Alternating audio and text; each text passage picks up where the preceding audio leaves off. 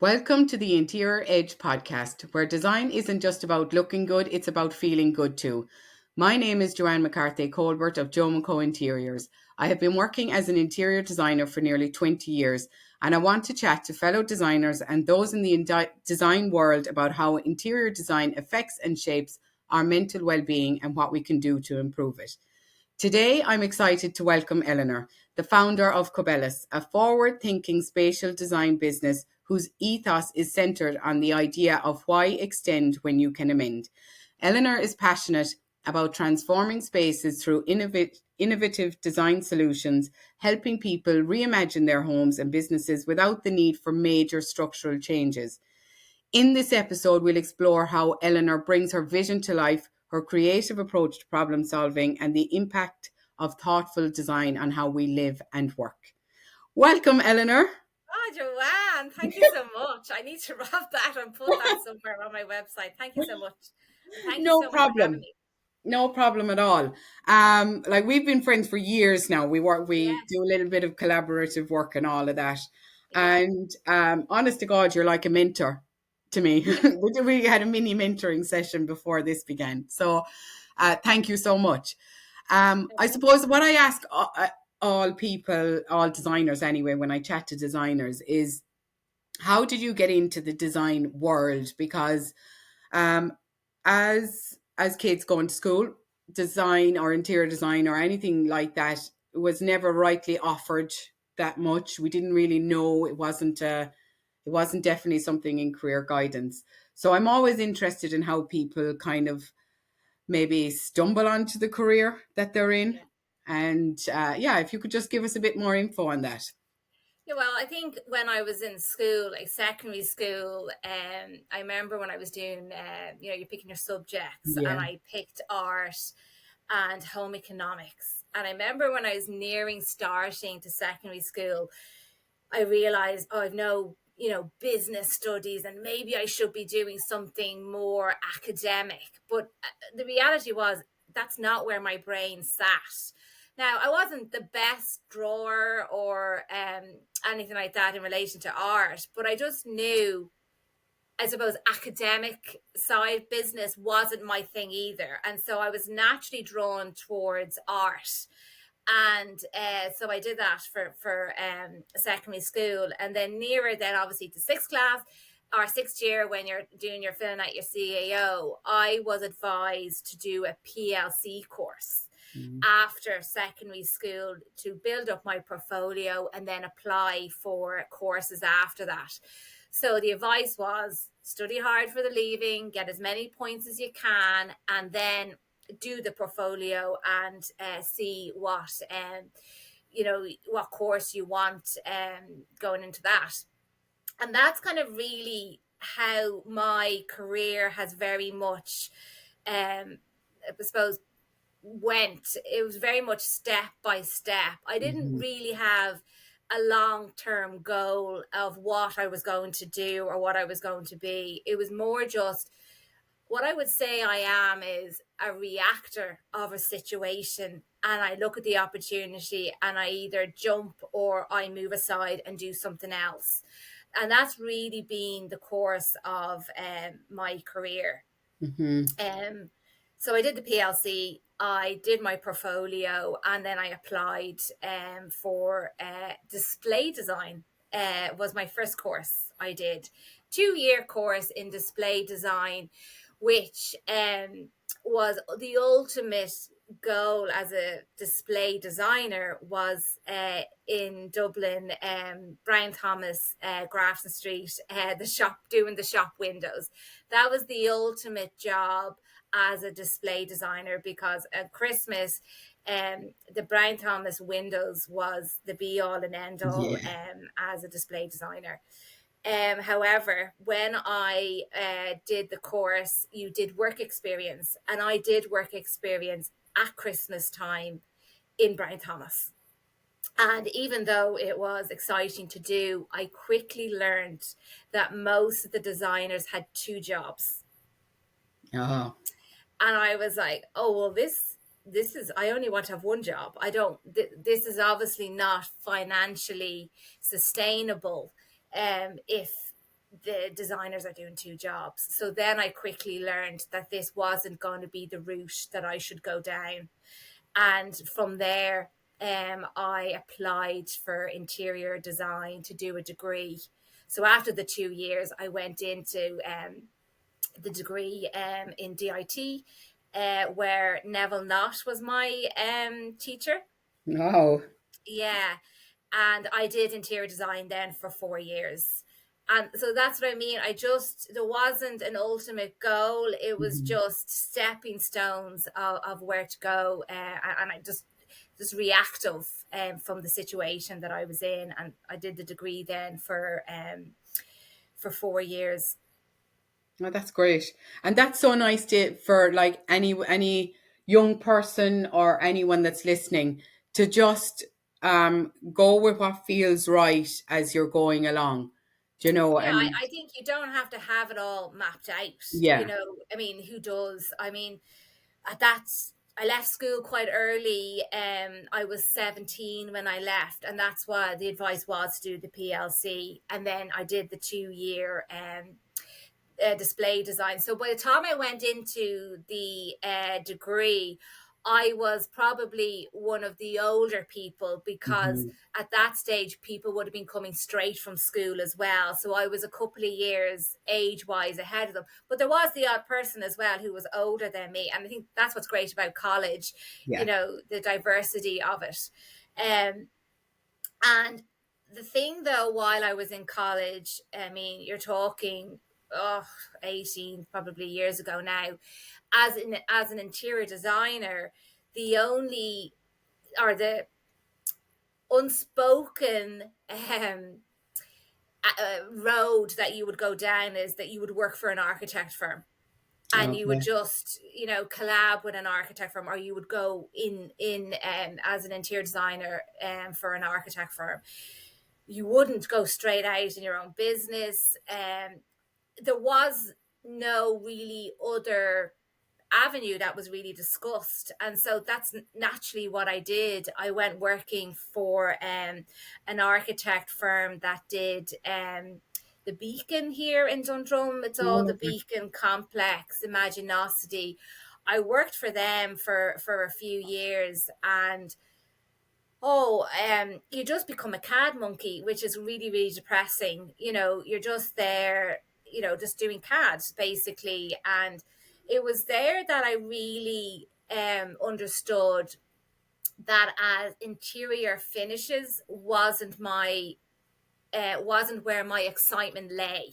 Hmm. So they did a lot of medical. At the time, I worked on medical projects, and so that isn't essentially very exciting either. When it comes to finishes, it's all Hmm. very health and safety finishes and different slip resistant things, and you're flicking through these huge sample books of greys, and it just wasn't exciting. And so I knew then that interior finishes as a interior designer wasn't where I sat. But that was the time of the recession. So I left college in 2007, and then the recession hit in 2008. And slowly but surely, I was eventually let go of from the architect firm. But through that, my architect, the director of the architect firm, put me in contact with a um, kitchen design company that was just opening, and it was considered high end, and it was high end. Hmm. Like the kitchens would start at 15 to 20,000 and would go up to Yeah. 60, 80, 100,000. And I started working there when I was about 26, and just literally jumped in 2 feet in. I became the manager of this high end showroom. I was the only designer, but I was running the showroom as well. And that's where residential design entered my world, because before that it was all commercial. Hmm. And I worked there, and I quickly learned just the joys of how improving somebody's house had an immediate effect on people. And that's where the love of residential design as they entered my world. And as I worked there over the years, different people would come in and I would work with them. And I remember, and because what would always stop me designing was, well, how would that work? How would that be made? It was very, I always, as I designed, I was very functional, and I wanted to know, but how would it be done? And so, whereas Hmm. in college, I could see a lot of people would just naturally create these amazing designs, but I could never really go that far because I always wanted to know how was it going to be done in reality. So my mind was very practical and Hmm. very functional. And in time, I learned that that was actually a very valuable mindset. But at the time, I thought it was restrictive and boring, right? And I was afraid that I wasn't going to be creative enough. Hmm. Um, However, when I worked in the kitchen shop, one of the and we a new guy arrived, and he said to me, "The only thing that restricts you is your imagination." Right. And when he said that, I was like, yeah, but how can this be done? Or, and the stud, like, he introduced me to designing around the kitchen. So, like, there's one thing about designing a kitchen, that the product is costing 50 grand, but the design not necessarily doesn't look 50 grand. So I had to up my game of designing to make the kitchen units look 50 grand because the product cost that. And Okay. one of the key elements was designing around the kitchen, and that was by doing stud work. And straight away, he said to me, the only thing that will restrict you is your imagination. And then the next thing he said was, it's not your job to understand how it's going to be done. There are other people who do that. And that opened up my brain. I couldn't believe it. All of a sudden, I was able to design as I wished. And there were other people who knew how these things could be made. And if they didn't, they knew people who could answer those questions. Yeah, wow. And that completely changed how I looked at design.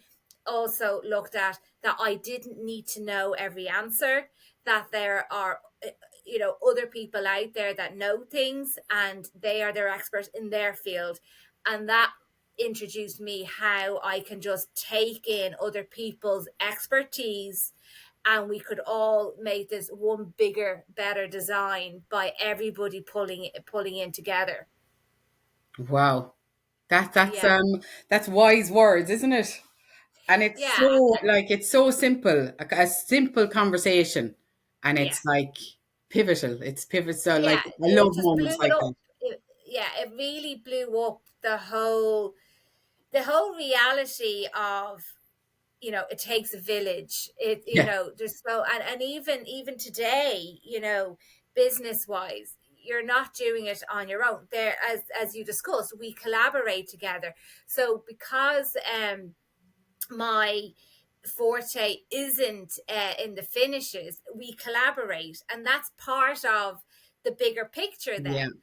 And so, but the end user is completely happy, my clients are happy, by me pulling in other people's expertise, because you don't have to do it all on your own. And I think that's what is hugely important for people who are starting out, are people who are even in college. I mean, not to sound, you know, big headed or anything, but I would have loved for somebody to come into, when I was in college, somebody like me, and come in and say, you do know it's not just about working for another design firm, or this is why you should work for another design firm. Learn this and then move on, or these are the avenues you could go into. Like, I didn't know that I could become a kitchen designer while I was in college. I didn't know that was going to be an avenue until it was presented to me. Yeah.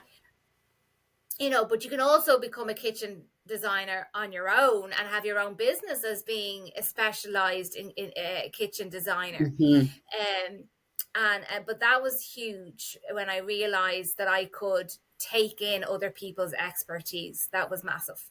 Yeah, I think that's huge because, like, people starting out feel like everyone, like if you're an interior designer, that every other interior designer out there is your competition. They're not. Yeah. You know, we can actually all exist together very well. Yes. We can Yeah. do that, and we can lean. Like, I mean, how many friends do I have in the industry now because they've leaned on me or I've leaned on them, Yeah. and we help each other out, and that's how it is. And like that, it's anyone that's like training in interior design, you're never going to know it all. You're never going to know it all. Things Yeah. change, building regulations change, things change constantly. You cannot always keep up with that. But if you're willing to keep your mind open, and that if you don't know the answer, you'll find the answer. And I think Yeah. that's the best thing that you can offer any client is, I don't know, but I'm sure as hell going to find out what that answer is. Yeah, and I think it's, it's really important that you feel freedom to say that, and then Yeah, you can enjoy saying that, because as I say, collaboration is exciting. yeah. Um so yeah, that's where I was. So I worked as a kitchen designer for about 10 years. And then it was while I was working as a kitchen designer. So I worked with this high-end kitchen designer for about 4 years. But then I approached a family business who the product wasn't branded. And so how I approached them, and again, it's a reactive thing. I learned what I could do in this higher end. I learned how to build around the product. But because the product was expensive, the kitchen was expensive, whereas Mm, I wanted to bring this concept to an unbranded market. And so I approached this family business kitchen company, and I sold my angle of how I design around your kitchen, make your kitchen look more expensive than it mhm, is. mhm, And again, that's again about reading the market, because I suppose before, the recession, everybody knew everything was expensive. And it was the case of, oh look, I spent 50 grand on that kitchen, and it was a kind of a show off, or you should be mhm. impressed that I spent 50 grand on it. Whereas after the recession, it was very much like, I've spent 15 grand on that kitchen, but doesn't it look 50 grand? Yeah. Right. And I saw that change. So again, it was how I reacted to that. I then approached this family business and I said, I can make your kitchens look 50 grand, but when they only cost 10 to 15. And Mhm. that was the approach I brought to their design. And I was actually then with that company for it was nearly 10 years in total. And while I was there, I got married. I had 3 children very quickly. And I quickly felt trapped. Oh God. Trapped as a mother. My hours were reduced because of being a mother with childcare. They didn't reduce it. We had an agreement where I worked 4 days, and I didn't start till 10, but I was there till 6. But you start to feel trapped because I couldn't get another job within those hours. I couldn't get more Yeah. money within those hours. And so what starts to happen is you start to resent everybody else, and you start to get frustrated and annoyed. And I tried to get another job and get more money. I went for interviews. I worked for so many different kitchen companies.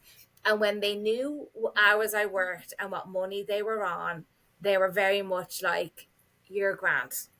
You're grand where you are. And it was that moment that I realized I will never have somebody to tell me what I should earn Yeah. or what I should be on.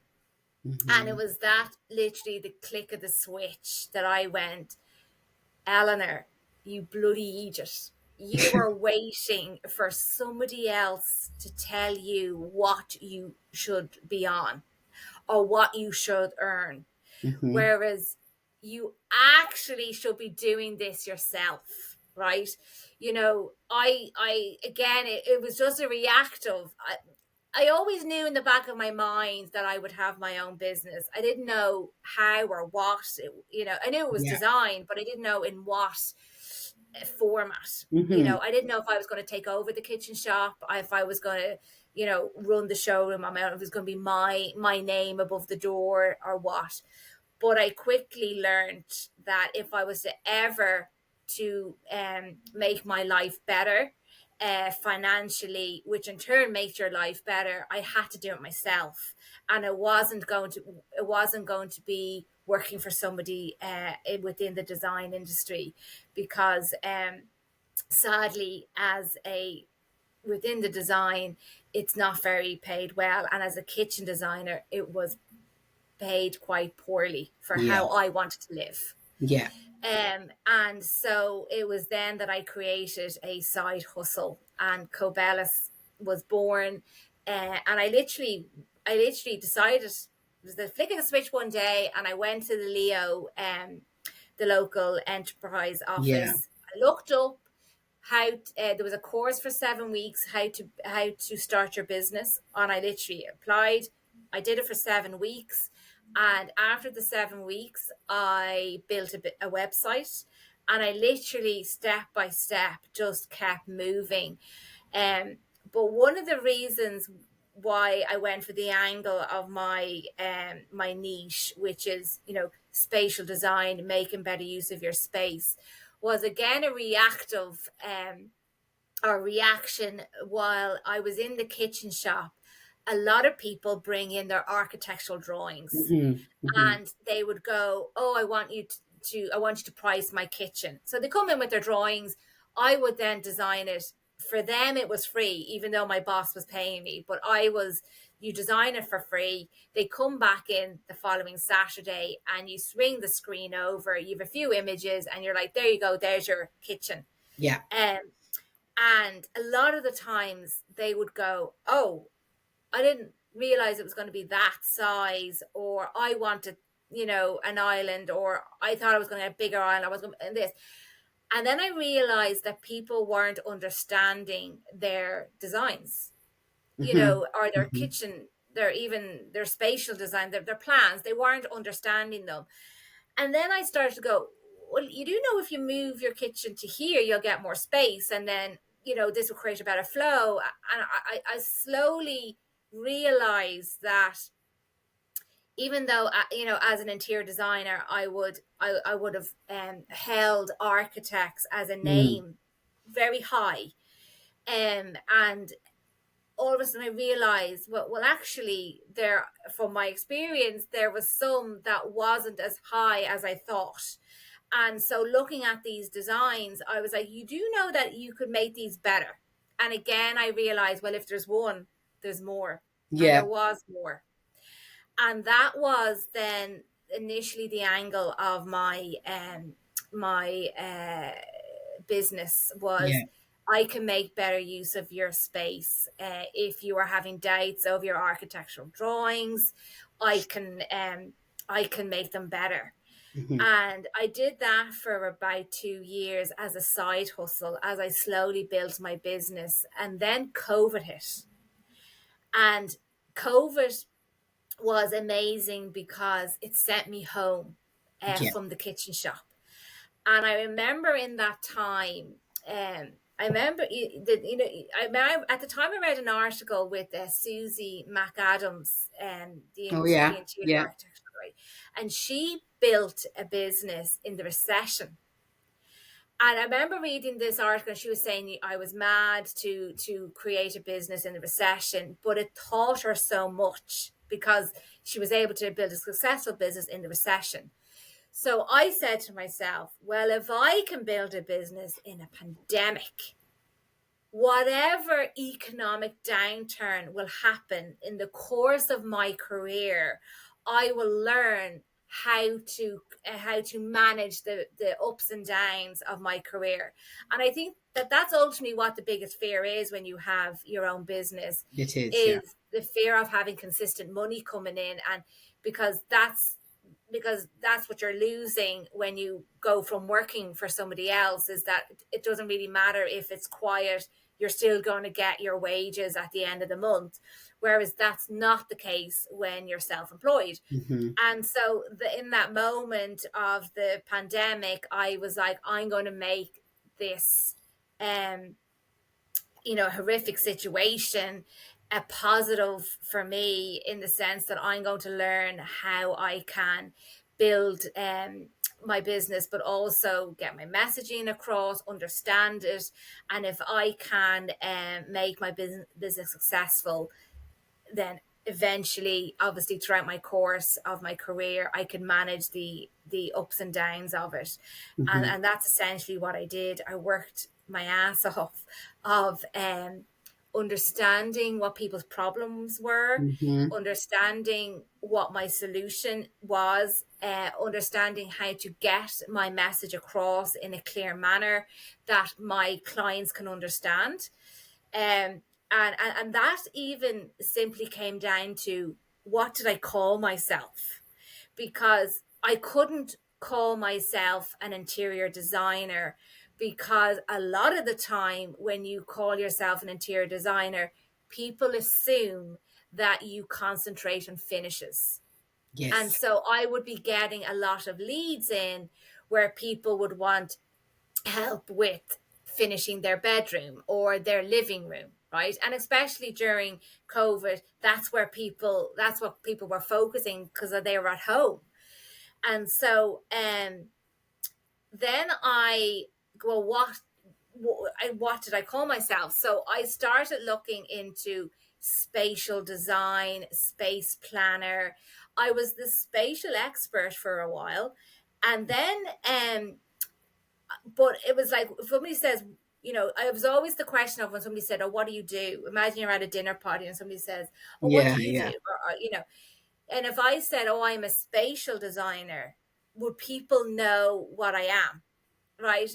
And then I quickly realized that it didn't matter what I was, or what I called myself. What mattered was, what problem did I solve for my clients?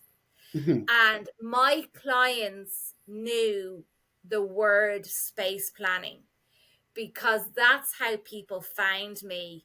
They they were they were at the end of their tether, and for my clients, they were had already engaged with an architect. They may necessarily have plans already done. They may have already engaged with a builder, and they realized that some of them didn't want help with their finishes. That's what they enjoyed, that part of it. But what they didn't understand was their layout, or the the invisible part, which is Mm-hmm. space planning, and they didn't know how to make that better. And they were Googling space planning. So they knew the word. So it didn't matter if Joe Blogs at a dinner party didn't know what space planning was. Yes, It yeah. was, what mattered was my clients knew. Mm-hmm. And that's when I realized was, focus on what problem you solve, rather than, to the wider community, Yes, the what do I title. call myself? Yeah, yeah. Yeah. And that's really when I zoned in what problem do I solve, and that's really when my business started to take off and develop. Mm-hmm. Like I absolutely like I think we came in contact, maybe was it 3 years ago, 4 years ago, when Yeah, we I think you first. contacted me, but Yeah, we didn't work no, together for about a year. yeah, about a year and a half. Yeah, But I remember coming across your slogan, "Why extend when you can amend?" And yeah, I was literally like, that is the most amazing concept, and it is so clever. It is so um innovative, because there's two things that I, as a designer, put great value on, and that is space planning and a yeah, lighting plan. They're the two things that I think can make the biggest difference. We can all design and make things look nice and make things look aesthetically pleasing, but if a yeah, space isn't planned out well, or like that with lighting or whatever, I think that it's those two things that matter the most. And it's like, it's absolutely, it's so obvious what the service you provide, but it just feels like something so new and Yeah. conceptual. Do you know, that kind of thing? And like the idea of, and this is not putting anything on any architecture firms or engineers or anything like that, but when somebody comes to you and says, "Oh God, we need more room in our house," and everybody, it without doubt, wherever it came from, immediately thinks of an extension, Yeah. and you don't, and you give, what I found most amazing is that you actually give the client 5 or 6 different concepts with maybe a smaller extension than what they had planned, or without an extension, or so many options. Like, how do you, give that, how do you read from your own clients, because there, in some cases, obviously some homes need an extension. Yeah. There's not much that can be done. But how does your brain work around the client's Well, specifications? that's a very good question, right? And it's two things, and it's two very important things, but simple things, right? Mhm. The first is their priority, and the Mhm. second is what they want to spend, right? So their budget, Yeah. okay? And I always say, what do you want to spend? Because you're the ones that are going to spend it. It is not me. It is my job to make sure you're spending it wisely on the right things. Okay. Um, you know, my business niche and my angle of how I design is, yes, let's make better use of your space first, and then if we need to extend, then we will extend. And majority of the time, if we do need to extend, the extension is always smaller than they first envisioned. So Hmm. ultimately, what I'm doing is I'm saving my clients thousands of euro on their renovation. Um, and the thing is, we are saturated with the idea that we need to extend our house to make it work better for us, Hmm. because there's TV shows every Yeah. evening, no matter, there's certainly one station that has a TV show where they are extending their house to make it better.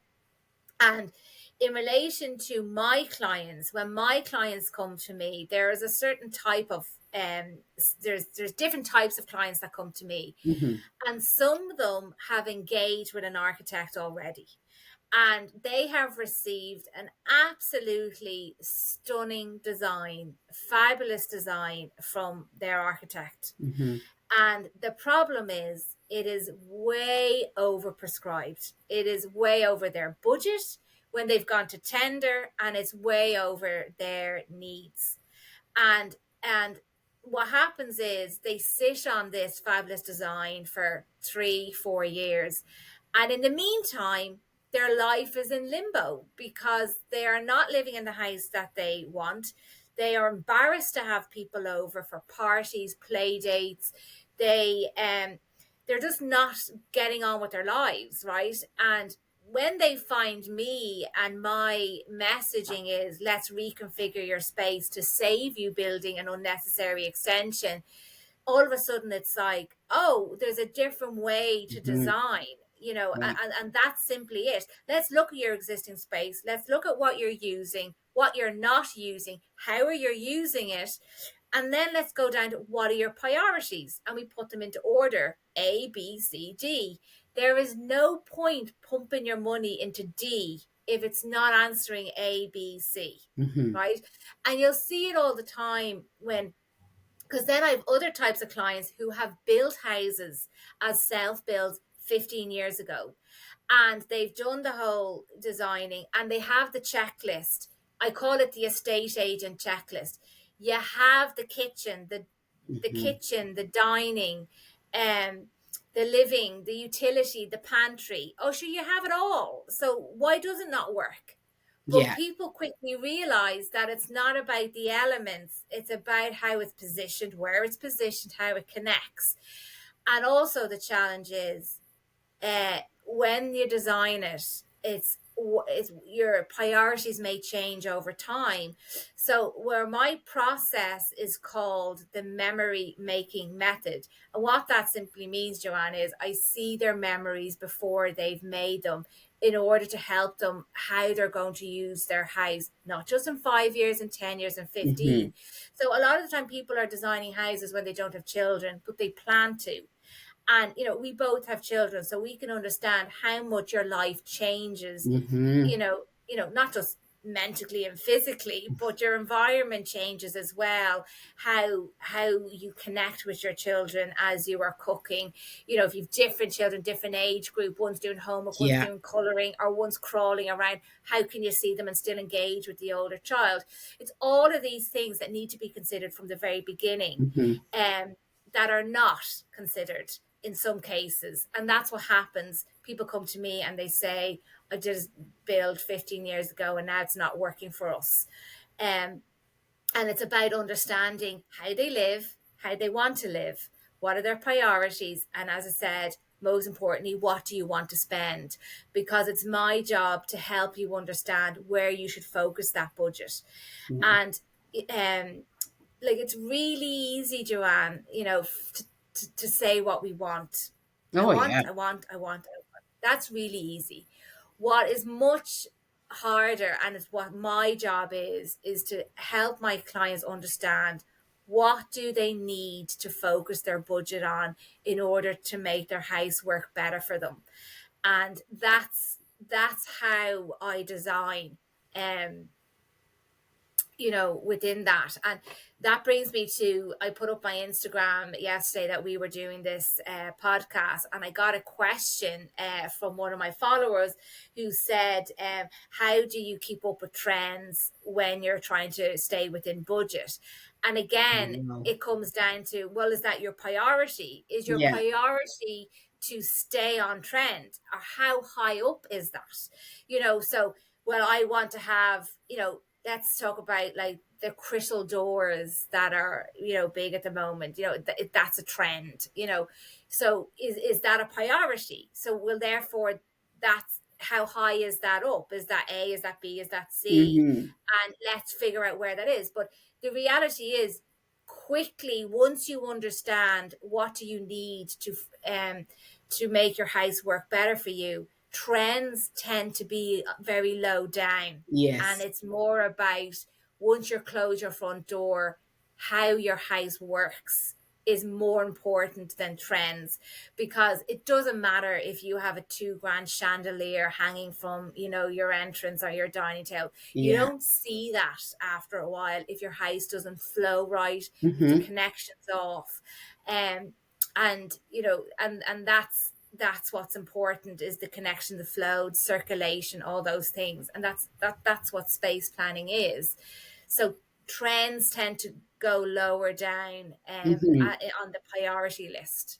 And to be fair, there's no issue with wanting something that's very stylish and trendy and whatever. There's absolutely no issue with that, because there are so many affordable ways of achieving a certain look, whatever look you like, on a budget. Like, there's so many great DIY people out there, like Carlo Painthub, even, they're great for giving advice on stuff. So Yeah. there's no issue with wanting that, but it cannot be the priority, because we can all have these fantastically stylish homes. But like, if you look at those celebrities in LA, right? And Mm. you see them on programs and you see them in their homes, and they've this stunning kitchen. They're standing beside these islands, that waterfall edges. I mean, you name it, they have it all. That kitchen that you're looking at isn't a functioning kitchen. The chef is behind in the back there, in the Yeah. functioning kitchen. So what you see is what you think you perceive to be this beautiful, stunning kitchen doesn't actually function if you were to actually use it. So Yeah. that's what I'd be questioning a lot of things. I'd be questioning a lot of trends. I'd be questioning all those kind of things. And then really thinking about, what does your home need? Like, you can have Yeah. beautiful things, do you know what I mean? Yeah, But it well, I think it has comes to down. be laid It out right. always comes down to what their priority is. So, Yeah. if your priority is to, have this non-functional looking kitchen, well, that's your priority, because once we as designers leave, they have to live with it, right? Mm-hmm. It is my job for my clients to help them understand how they are going to use that space, or explain to them how they're not, so that they can make an informative decision if that's how they want to spend their money. And if I can explain it to them, and that they can go, oh yeah, actually that's not really practical. And then it Mm-hmm. comes, as I said, it comes back down to how I originally viewed design from the very beginning while I was in college, was functional and practical. Mm-hmm. And that's what my clients are looking for. Yeah. And so it always comes down to that. Yes, we can always add on to that and make it aesthetically pleasing by all the finishes, but it has to be functional and practical from the very beginning. And again, if they want the non-functional kitchen, they're certainly not coming to me for it. Mm-hmm. That's a different designer that they're going to Mm-hmm. go to. Whereas my clients want functional, practical spaces that work for them, that ease stress, that ease daily frustration. Um, because that's when your house doesn't work for you, that's what they're feeling: irritated, frustrated, patience goes, Mm-hmm. then it forms into anger, and all these emotions that you feel the minute you get up in the morning, or when you come home from work, walking through the front door or from the shop. If you don't have the right spaces, the right storage, the correct storage for the function, which is hugely important. You can have storage, but it might not necessarily be the right type of storage. Mm-hmm. Um, so it all comes down, no matter what, it just goes, well, what are your priorities? Once you ask Yeah. that question. Yeah. And I think with the with the homes that are like being designed today, it's a big peeve of mine, is that they're given much bigger homes than what they actually need, and then they're not correctly spatially planned. And like you say, when you spatially plan something and it's functional and practical, it is so easy Yeah, to make that look good. It's so easy. yeah, But if you're trying to make something look good that isn't functional and practical, it's so hard. It is so hard. So, yeah. like, in your actual business, we'll say, what is the biggest problem, if you were to name just like the biggest problem that people are like, what area of the home? Is it their kitchen, their dining, their living? What is that area that people are having the The biggest biggest, problem yeah, with? the biggest thing people would say to me is, my house just doesn't work for me. But when you get down to the nitty gritty, it comes down to connection between spaces, and it's down to isolation, and it primarily would be the kitchen, that they're isolated from the rest of the house, when they're in the kitchen, or when they're prepping dinner, when the kids need to do homework and they're trying to prep dinner, or when they're having guests over and they're isolated from whoever is in the spillover rooms, like, but Mm-hmm. they are disconnected. And that would be that then, would obviously be the main problem, be with the kitchen, but it's affecting everything else. Mm-hmm. Mm-hmm. It's affecting how they entertain, it's affecting how they connect as a family. There's difference between having a 7-year old as opposed to having a 16-year old. I mean, if you don't have casual spaces where your 16-year old can sit down and you grab a quality 10 minutes of a conversation, if that's not facilitated, you lose it, because they're Yes. not going to hover in a kitchen that's disconnected, whereas if it's a natural flow to somewhere else. Hmm. So that is the biggest thing, is the emotion is to feel disconnected.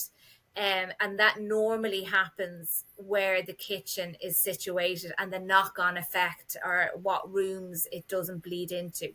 Hmm. Yeah. Yeah. I think that's it.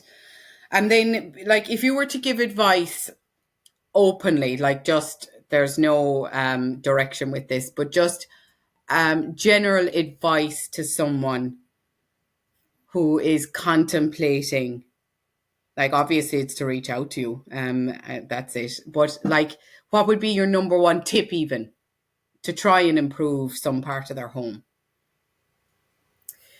Oh, okay. So it comes back down to, well, what are your problems, right? What's the Yeah. main?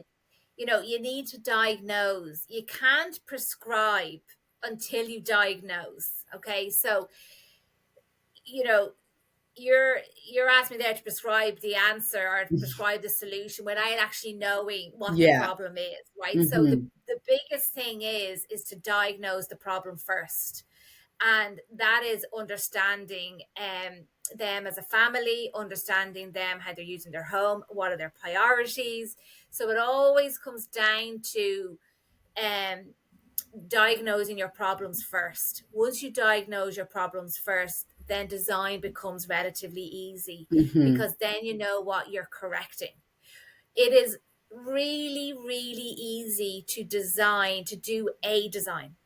That's really Yeah. easy. It Yeah. is really easy to design something, or a house or a building, when you are not considering the people in it.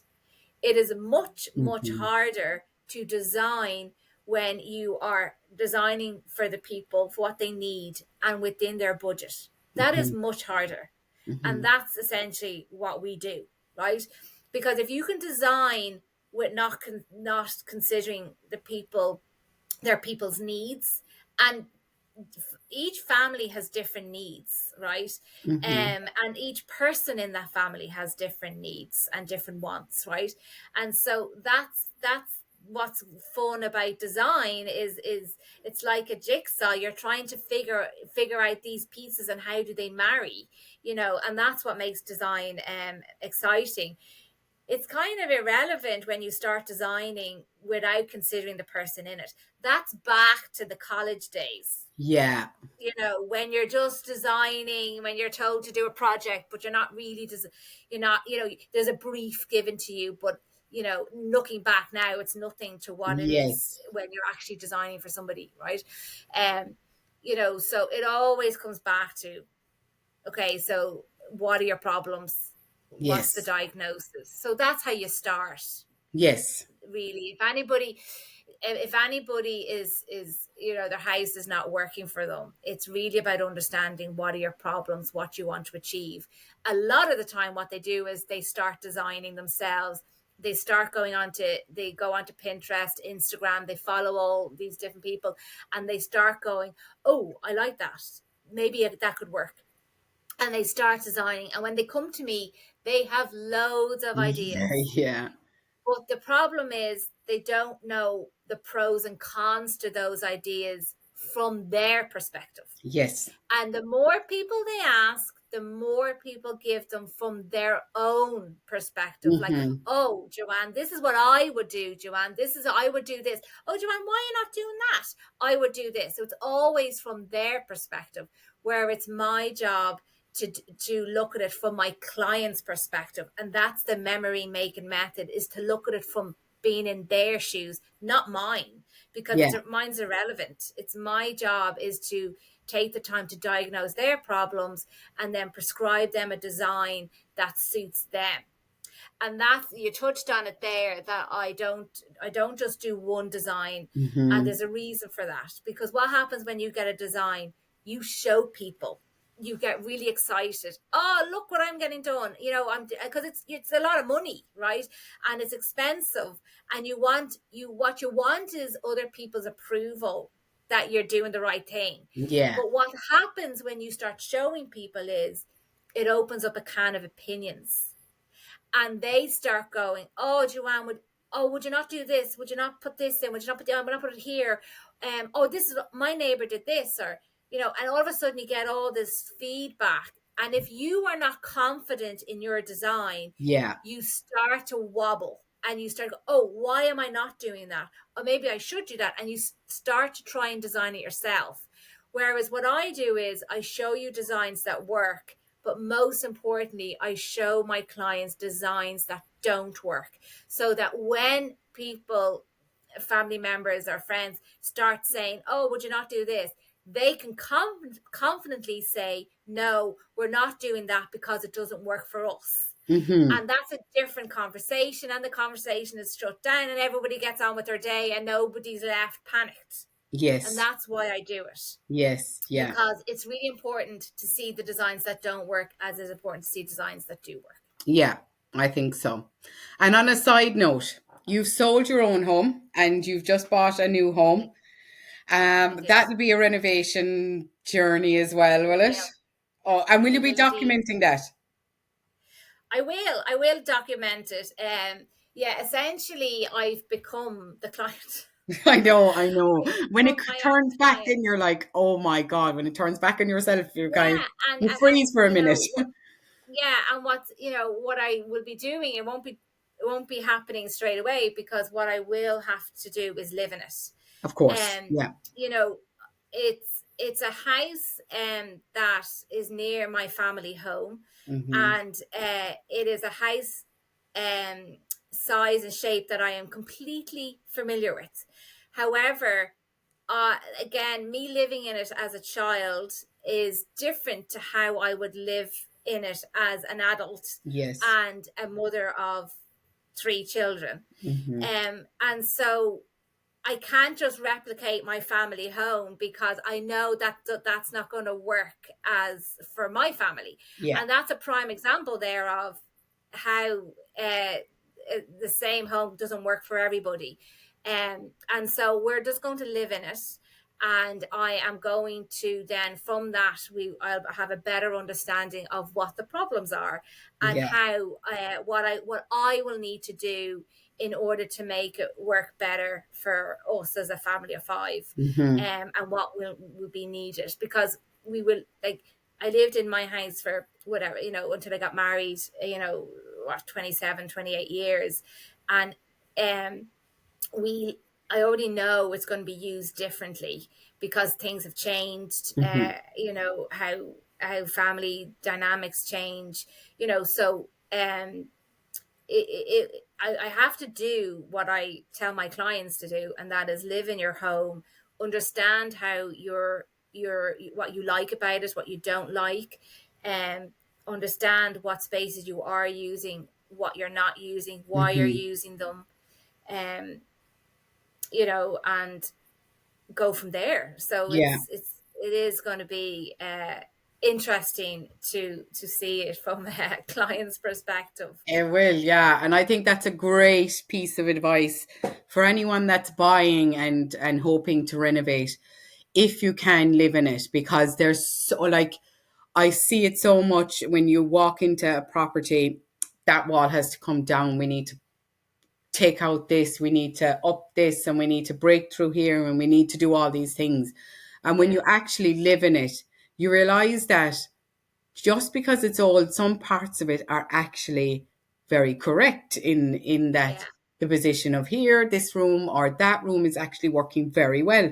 And it's because we're brainwashed with this idea, of bright rooms, large windows and all of that. But actually, in fact, in 1970s, when most of these homes that we came from were built, some things were right. Yes, probably 70% were wrong, but some things were very right. And you don't know until you live in it what is right and wrong. And then, as you say, for your particular family, what's right or wrong. So, Eleanor, where can people find you if they want to follow your journey or get in contact? So, well, many places, but you can look up my website, which is cobelis.ie. You can find me on Instagram, House, LinkedIn under Cobelis Design Studio, and all the information is there. Yeah, brilliant. Thank you so much, Eleanor. I had And a Joanne, great absolute chat. pleasure. Thank Delighted you. to. Thanks Thanks very so much. much. Okay.